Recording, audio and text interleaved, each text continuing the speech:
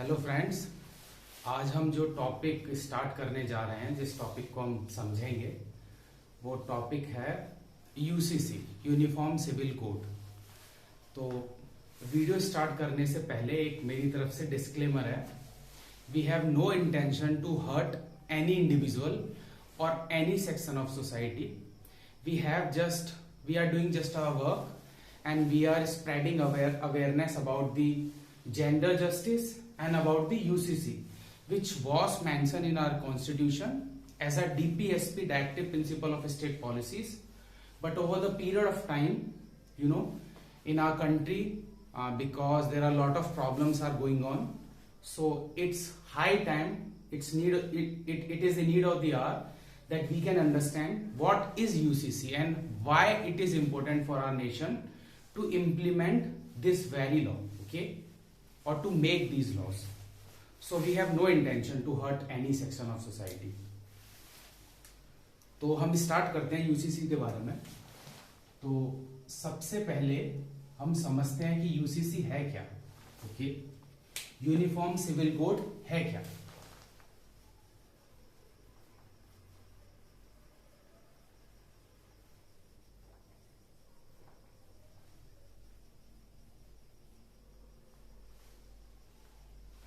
देखिए, जैसा कि आप सब जानते हैं, हमारा इंडिया वर्ल्ड में सबसे ज्यादा डाइवर्स नेशन है।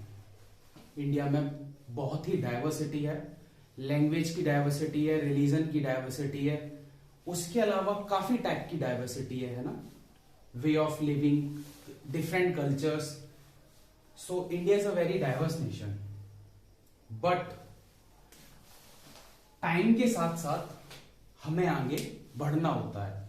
आप सभी लोग जानते हैं कि टाइम के अकॉर्डिंग हमको चेंज करना होता है, अपने आप को एडवांस करना होता है। मैं सबसे पहले आपको कुछ चीजें समझाना चाहूंगा कि यूनिफॉर्म सिविल कोड है क्या। मतलब अभी काफी सारे ऐसे लॉज हैं जिनको जो गवर्न किए जाते हैं वो बाय रिलीजन गवर्न किए जाते हैं। जैसे फॉर एग्जांपल के लिए अगर हम समझें कि जो पिताजी होते हैं उनकी प्रॉपर्टी जो है वो डिस्ट्रीब्यूट होगी, क्या उसमें हम विमेन्स को इंक्लूड करें, क्या उसमें हम बेटी को इंक्लूड करें, या सिर्फ वो बेटों को दी जाए। ओके, इसी तरीके से आप अगर देखेंगे इस्लाम में, इंडियन जो इस्लाम था उसमें 2017 से पहले एक प्रैक्टिस थी ट्रिपल तलाक की, जो कि विमेन्स को, पर्टिकुलरली जो इस्लामिक विमेन्स थी, उनको बहुत ही बुरी तरीके से अफेक्ट करती थी, बोथ उनकी डिग्निटी को और उनकी मेंटल और फिजिकल हेल्थ को। टाइम के अकॉर्डिंग हमने उसको, जो एक बैड प्रैक्टिस थी, जो एक एविल प्रैक्टिस थी, उसको एलिमिनेट किया, उसके ऊपर लॉ बनाया। इसी तरीके से एक कंट्री में जितने भी सिविल मैटर्स हैं, फॉर एग्जाम्पल के लिए इनहेरिटेंस, अडॉप्शन और जो काफी सारे हैं, उनके लिए पूरे कंट्री में एक लॉ होना चाहिए। ओके, उसी का नाम है यूनिफॉर्म सिविल कोड। अच्छा, अभी हम समझते हैं, देखिए ऐसा नहीं है, सारी कम्युनिटीज में पहले कभी ना कभी कुछ ना कुछ ऐसी प्रैक्टिस थी जो किसी सेक्शन ऑफ सोसाइटी को बैडली इफेक्ट करती थी। फॉर एग्जाम्पल के लिए अगर हम हिंदूज की बात करें, बिफोर 1833 एक प्रैक्टिस थी सती प्रथा। ओके, जिसमें उसके आदमी को खत्म होने के बाद जब उसका जो फ्यूनरल होता था, उसमें इस बात को, उस लेडीज को मोटिवेट किया जाता था कि वो भी उसके साथ जले, उसकी चिता पर जले। बट धीरे धीरे समाज में एक जागरूकता आई, लोगों ने समझा और लोगों ने इस बात को माना कि एक खराब प्रैक्टिस थी। इसी तरीके से अगर आज की डेट में हम समझें, सबसे ज्यादा जिसको डेवलप्ड, हाईली एजुकेटेड अगर सोसाइटी समझा जाता है तो वो है क्रिश्चियनिटी, यूरोप एंड अमेरिका। वहां पर भी अगर आप देखेंगे अर्ली 18th सेंचुरी तक विच हंटिंग की एक प्रथा मौजूद थी, जिसमें लोगों को सिर्फ पॉलिटिकल मतभेद होने के कारण कई बार मार दिया जाता था, आप सभी लोग जानते हैं। इसी तरीके से इस्लाम में ट्रिपल तलाक था, और सारे रिलीजन्स में भी कुछ ऐसी प्रैक्टिस कभी ना कभी रही है। लेकिन जैसे जैसे टाइम बीतता गया, जैसे जैसे लोगों में अवेयरनेस आती गई, उन प्रैक्टिसेस को कहीं ना कहीं लोगों ने खत्म करने की एक अवेयरनेस के थ्रू कोशिश करी। अब यूसीसी का आजकल देखिए, अभी कुछ दिन पहले जमाते उस इस्लामी के जो मदनी साहब हैं, उन्होंने कुछ दिन पहले आया था कि हम यूसीसी को मानेंगे नहीं। इसी तरीके से कहीं ना कहीं हमारे सोसाइटी में लोगों को अवेयरनेस करने की हमें नीड है, जिसकी वजह से हमारी सोसाइटी एक जस्ट सोसाइटी हो, एक इक्विटेबल सोसाइटी हो, एक ऐसी सोसाइटी हो जहां पर सभी लोग बहुत प्रेम प्यार से, एकता से, समानता से, इक्वालिटी से सरवाइव कर सकें और आई वुड से थ्राइव कर सकें, अच्छे तरीके से रह सकें। ठीक है। अच्छा, अभी जब हम यूनिफॉर्म सिविल कोड की बात करते हैं तो उसमें कुछ 2-3 मुद्दे ऐसे आते हैं जिन पर काफी बात होती है, जैसे फॉर एग्जांपल डाइवर्सिटी।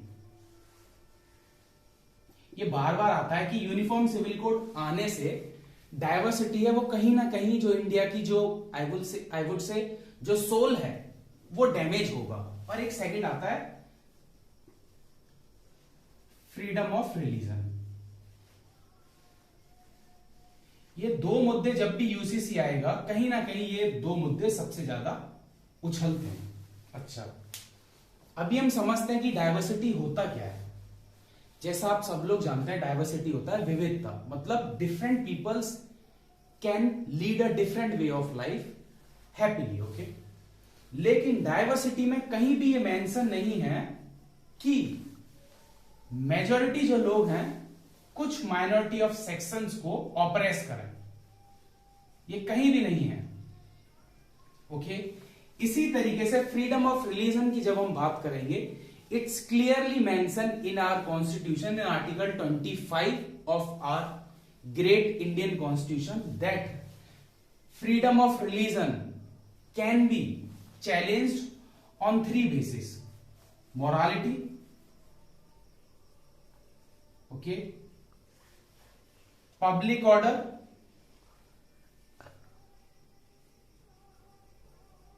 और हेल्थ। अगर आप यहां पर मोरालिटी उठाएंगे तो यूसीसी जो है वो नीड है फ्रीडम ऑफ रिलीजन के अंदर भी। मतलब कहना क्या चाहता हूं मैं, हम ये कहना चाहते हैं कि अगर आप मोरालिटी की बात करते हैं तो वहां पर विमेन्स को इक्वल राइट होना चाहिए इनहेरिटेंस ऑफ प्रॉपर्टी का, वहां पर विमेन्स को राइट होना चाहिए, they can express themselves freely. वहां पर आज का जो युग है, हम 21st सेंचुरी में जी रहे हैं, हम एक ऐसे युग में जी रहे हैं जहां पर जो इंटरकनेक्टेड है, जो ग्लोबलाइज्ड है, जहां पर अगर काफी सारे कानून अगर यूरोप में बनते हैं तो हमारे ऊपर हर एक कंट्री के ऊपर प्रेशर आता है कि somehow we can mould ourself और वी कैन अडेप्ट आवरसेल्फ। तो वहां पर एक, और जैसा कि अगर हम एक बात करें, अभी हम जो इंडिया में काफी बात हो रही है वो हो रही है इंडिया के विश्व गुरु बनने की। एक कंट्री जहां पर आज भी कुछ सेक्शन ऑफ सोसाइटी को ऑप्रेस किया जाता है विमेन होने के नाते, या फिर they belongs to some SC और एसटी, वो बर्दाश्त नहीं होना चाहिए। ओके, इसके अलावा हम थोड़ा सा आगे बढ़ते हैं। अगर आप आगे चीजों को समझेंगे तो आपको समझ में आएगा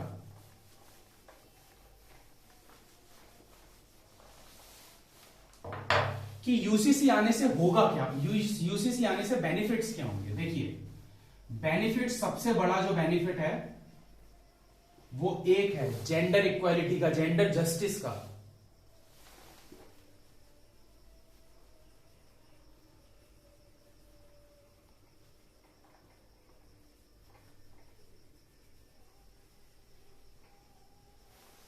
आप किसी भी रिलीजन से बिलोंग करते हैं, हर